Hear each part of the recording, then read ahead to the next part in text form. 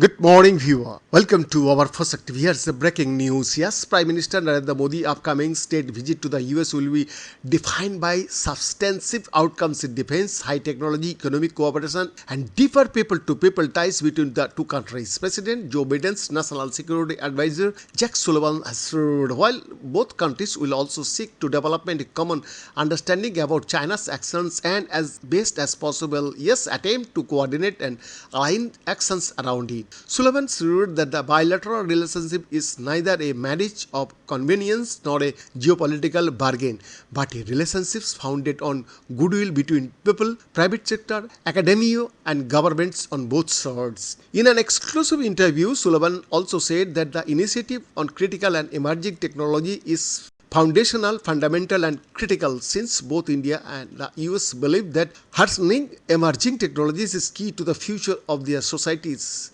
economies, and security sector, suggesting that the sky is the limit for cooperation in these domains. Sullivan asked observers to judge Delhi and Washington DC by the outcomes in terms of actually delivering on the promise of ICET in real research partnerships, real supply chain shifts, real cooperation to produce the next generation technologies for 5G and 6G, and for harnessing artificial intelligence for positive outcomes. The US NSA, who articulated a new vision of geoeconomics in a recent speech, said that India fits into the US vision in three ways: in terms of supply chains, diversification, partnership on emerging technologies, and reform of multilateral development banks, and addressing debt crises that have engulfed many countries.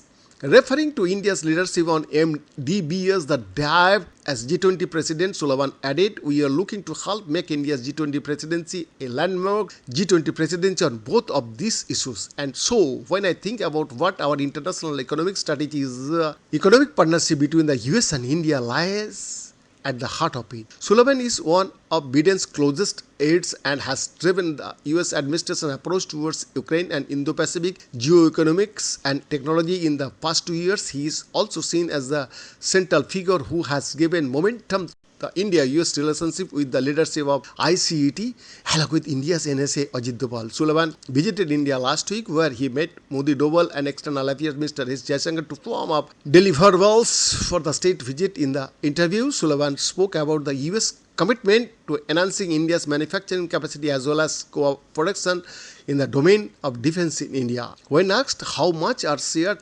anxieties about China driving the India-US relationship, Sullivan said both President Biden and PM Modi view the US-India relationship more through the lens of the opportunity it presents than through the threats and challenges it needs to worry about or ward up. The positive agenda, the agenda around building a shared technology ecosystem of trust, around diversified, resilient supply chains, around the US and India working together to help the world solve significant problems from climate, food security to poverty. That is much more motivating in the gathering strength of the US-India relationships than the concern of threats that we see.